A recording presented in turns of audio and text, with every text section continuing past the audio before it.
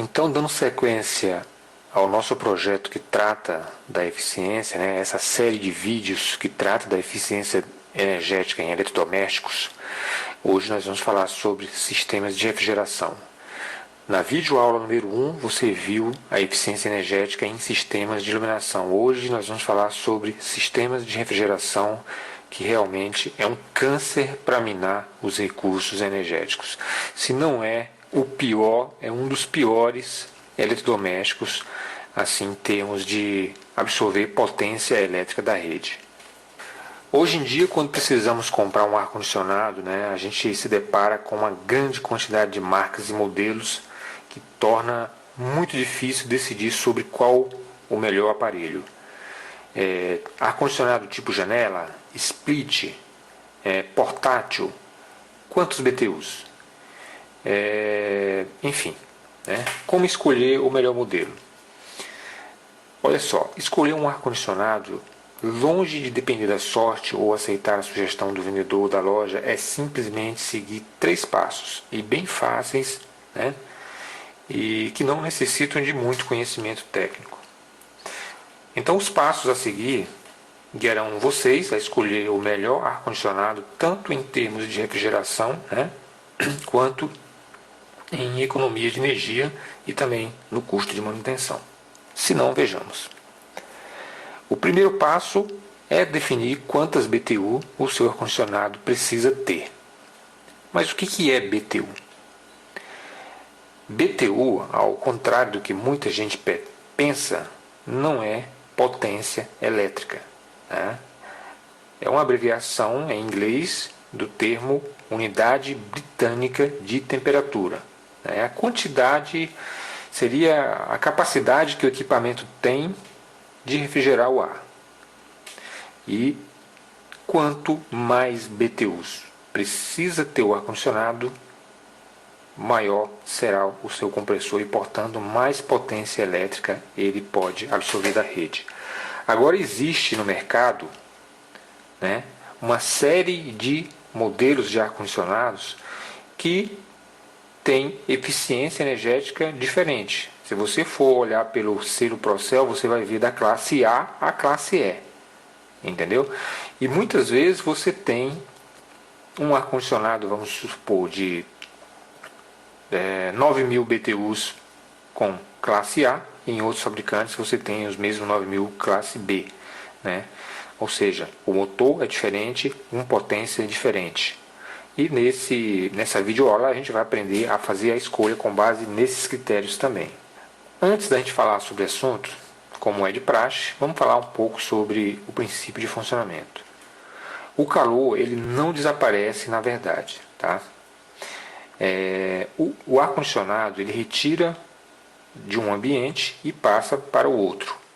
O calor sempre está penetrando em um ambiente ou sendo gerado nele por equipamentos elétricos, lâmpadas, ou até mesmo pelo próprio metabolismo das pessoas presentes. Na nossa série número 1, a gente falou sobre iluminação. Só para vocês terem uma ideia, a substituição das lâmpadas incandescentes por fluorescentes ela pode reduzir em até 25% o calor provocado pela lâmpada. Cada watt da lâmpada gera cerca de 3,4 BTUs por hora. Então, se você tiver 3 lâmpadas de 100 watts acesa, precisará de mais de 1.000 BTUs em seu ar-condicionado apenas e tão somente para retirar o calor produzido por elas. Outra coisa é a circulação de pessoas por portas. A abertura de uma porta por uma pessoa e logo em seguida o seu fechamento acrescenta cerca de 60 BTUs ao calor do ambiente. Então, dessa forma, se você tiver 10 pessoas entrando e saindo desse ambiente em 1 hora, acrescentará mais 600 BTU de calor a ele, ou seja, mais 600 BTU de capacidade que o seu ar-condicionado precisa ter. Então, o primeiro passo para a gente fazer a escolha certa do nosso ar-condicionado é calcular quanto calor entra ou é gerado dentro de um ambiente. Esse cálculo se chama-se carga térmica e não é difícil de fazer, mas você vai precisar de fazer algumas medições no local. O segundo passo é definir qual tipo de ar-condicionado é mais adequado. Esses dias eu tive num restaurante, um restaurante muito bonito, uma fachada assim imponente, numa beira de uma estrada, né?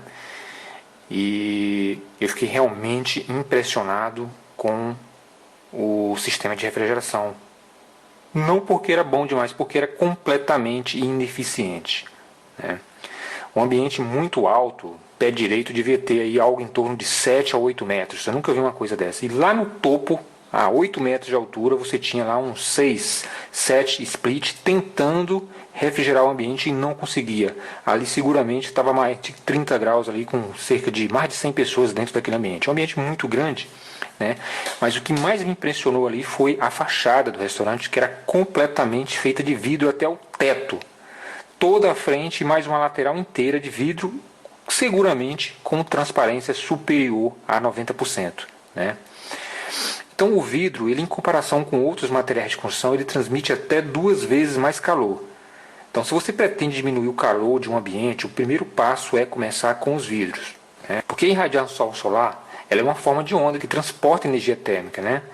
Então, a energia é associada à agitação de moléculas, ou seja, é o movimento desordenado das partículas que constitui a matéria. Então, todos os corpos possuem energia térmica e esta é medida pela temperatura. Um bom exemplo disso é o vapor de água que fica suspenso no ar, né, e que nos rodeia.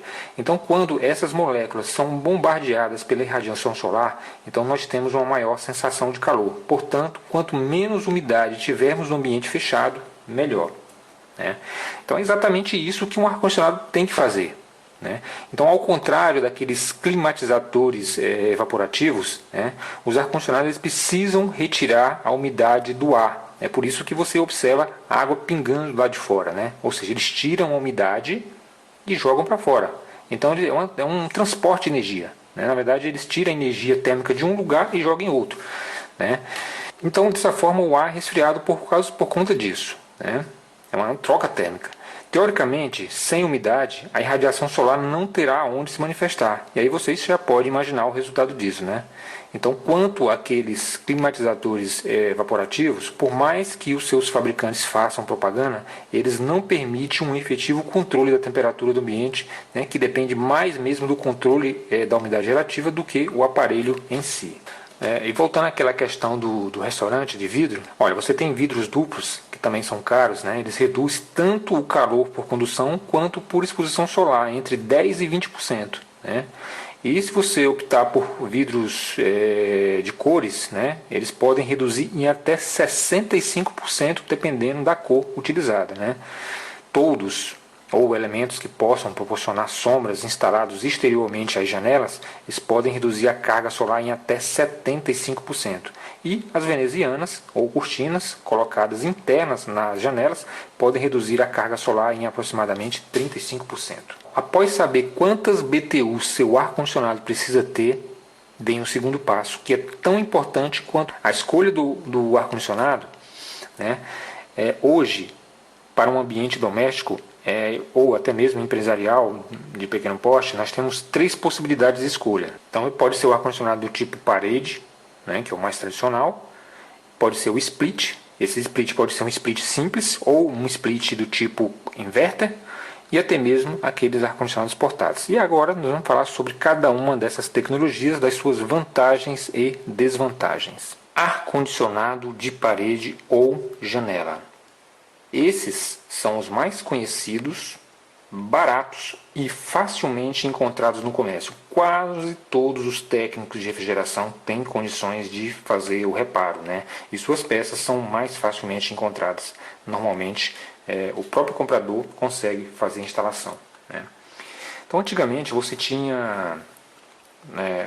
a gente tinha um problema sério com esses ar-condicionados, porque eles não utilizavam a tecnologia que eles usam hoje, né?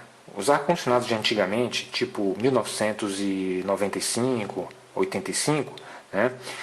Eles utilizavam aí um motor do tipo alternativo, que é um motor que tem baixa eficiência energética. Hoje os motores, os compressores desses tipos de ar-condicionado, eles são todos do tipo rotativo, que é o mesmo motor do split.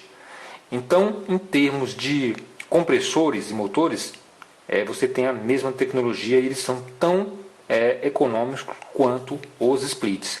Então existe um grande engano em relação às pessoas que acham que um split, né, por ser um produto inovador, ele é mais eficiente do que um ar-condicionado do tipo janela. Mas não é bem por aí não, tá? Em termos de motorização é a mesma. Inclusive você tem ar-condicionados do tipo janela que com a mesma capacidade de BTU consegue absorver menos potência elétrica. E aí você ainda tem uma outra vantagem em relação aos ar-condicionados do tipo janela, né? Porque eles conseguem fazer a troca de ar, ou seja, eles conseguem circular o ar internamente no ambiente. Eles pegam aquele ar de dentro e jogam para fora. E você tem uma constante troca de ar. O ar é sempre novo, é sempre renovado. Já no split você não tem troca de ar. Você já observou isso? Não tem troca de ar, né? O que acontece com o split? Ele simplesmente tira a umidade do ar, joga uma massa fria para dentro, né? Resfriam esse ar e vai circulando aquele mesmo ar constantemente ali, né? Então aquele ar ele fica saturado, né? Mas voltando aqui à questão do nosso ar-condicionado do tipo janela, né? Em termos de manutenção e reparos, o janela ele apresenta a manutenção mais fácil, né? Com peças mais facilmente encontradas e em geral eles são mais baratos, né? Recursos. Grande parte dos ar-condicionados do tipo janela, atualmente, eles são fabricados com compressor rotativo. Eu já falei sobre isso, né? E que reduz o consumo de energia e ruído, né? Alguns modelos mais caros, eles apresentam inclusive aí um controle remoto e um termostato digital, né? Qual é a limitação desse produto? A primeira limitação é que, como eles retiram o calor de um ambiente passando para outro, né? Não sei se vocês já observaram, aquele ar-condicionado do tipo janela, você tem um ar quente ali sendo jogado pelo lado de fora, né? E então, nesse caso, você não pode ter obstáculos contra, né, a sua parte traseira, né? Ou pelo menos 1 metro afastado dela. Então, além disso, o lugar para onde é retirado o calor ele deve ser aberto ou ventilado, de modo que o ar quente se dissipe na atmosfera. Então, se a sua preocupação é manutenção barata, facilidade de instalação, pouca preocupação com estética, então obrigatoriamente a sua condição vai ser o ar do tipo janela. O problema é o seguinte: se você tiver uma necessidade de mais de 30.000 BTU, aí já fica inviável, né? Esses ar-condicionados eles não são fabricados para grandes potências. Aí você vai ter que fazer uma opção por um split, e é o próximo assunto que nós vamos falar. Olha só, pessoal, ao contrário de um ar-condicionado do tipo janela, que você mesmo pode fazer a instalação e sem gastar nenhum centavo, o split não é assim. Para você fazer a instalação de um split, você vai ter que desembolsar pelo menos aí de 30% a 40% do valor do ar-condicionado, entendeu? Por quê? A palavra split em inglês significa dividido. E é exatamente isso que ocorre com o ar split. A unidade que resfria o ambiente, né, que é chamada de evaporadora, ela é separada da unidade que contém o compressor, que é aquela parte que fica fora da edificação, né? E a ligação entre essas partes ela é feita por tubos e cabos elétricos, né? E dentro desses tubos de cobre tem que circular um gás, tá? Esse gás ele é comercialmente conhecido como freon, né? Que é o R22. Só que esse gás ele precisa ser colocado dentro da tubulação, tá? Só que antes é preciso fazer o vácuo dentro dessa tubulação, eliminar o ar atmosférico que existe dentro dessa tubulação para poder colocar esse ar lá dentro, esse gás lá dentro, né? E esse procedimento, tá? Ele tem um custo. Por quê? Esse processo ele é feito através de um equipamento chamado bomba de vácuo. E eu acredito que, além de técnicos de refrigeração, eu acho que ninguém deve ter uma bomba de vácuo em casa, né? Então é indispensável dar vácuo na tubulação, porque sem isso o compressor não vai funcionar adequadamente e vai ter a sua vida útil bastante comprometida, tá? Então, se a pessoa que você contratou para fazer a instalação do seu split disser que esse procedimento não é necessário, então eu sugiro que você educadamente dispense esse profissional e contrate outro, porque ele não é do ramo, tá? Outra coisa, todo ar-condicionado em funcionamento, ele condensa água, né? aquele famoso pinga-pinga. Um A-split também condensa água, né? E essa água ela precisa ser eliminada. Isso cria uma dificuldade extra para fazer a instalação do split. Então, decidir aonde essa água será drenada é importante, tá? Então, você tem que pensar nisso antes de comprar, pois esse tipo de instalação é uma das que causa mais problema na instalação dos ar-condicionados do tipo split. O ar-condicionado split ele não renova o ar do ambiente, tá? Então, nos modelos de janela existe essa possibilidade. Agora, com split ele não renova de forma alguma. E então, se for realmente importante a renovação do ar, então não pense em instalar um ar-condicionado split. Procure a opção do tipo janela, tá? Pessoal, queria falar para vocês agora sobre o ar-condicionado do tipo inverter. Desde que o ar-condicionado foi inventado há cerca de 110 anos atrás pelo engenheiro Willis Carrier, tá? Eu nunca vi nada semelhante em termos de inovação tecnológica, tá? E eficiência energética. Inverter não é uma marca de ar-condicionado, tá? É uma tecnologia que muitos fabricantes estão apostando todas as fichas nisso, né? As grandes marcas de ar-condicionado já têm esse produto disponível no mercado, tá? E como é que funciona o inverter? Como o compressor ele varia a rotação em função da temperatura desejada, então ele permite operar com economia de até 40% em relação a um sistema convencional de refrigeração, tá? Então a eficiência do inverter no resfriamento ele se dá através do aumento gradativo na rotação, evitando assim os picos de corrente na partida, tá? Um ar-condicionado split comum, ou ele está ligado ou ele está desligado. Então, se ele parte, ou seja, se ele liga e desliga várias vezes por hora, então esses picos de corrente eles vão se acumulando no watímetro da concessionária de energia. E no final do mês, o resultado é uma conta de energia muito grande, porque esses ar-condicionados, tá, eles são realmente um câncer para drenar os nossos recursos energéticos. Então, o inverter ele veio para resolver esse tipo de problema.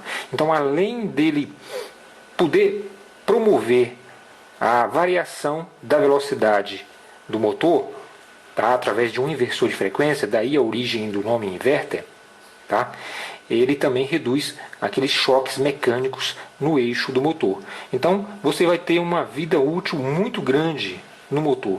Tá? Além disso, ele tem muita flexibilidade na instalação, porque a unidade externa ela pode ficar com uma distância até 20 metros maior do que o split normal. Tá? Além disso, esse produto também ele não agride a camada de ozônio porque ele usa um gás refrigerante R410A. Tá? Também alguns modelos você vai encontrar filtros de íons, né? Que eles são antibactericida, tá? E ionizam o ar aí, tirando aqueles odores desagradáveis, inclusive de metano, né? Como ele tem um inversor de frequência que promove a variação da velocidade, então eles partem de forma muito suavemente. E o resultado disso é que quando a temperatura se estabiliza, então o compressor ele opera com baixa rotação, tá? Reduzindo mais ainda o ruído da condensadora.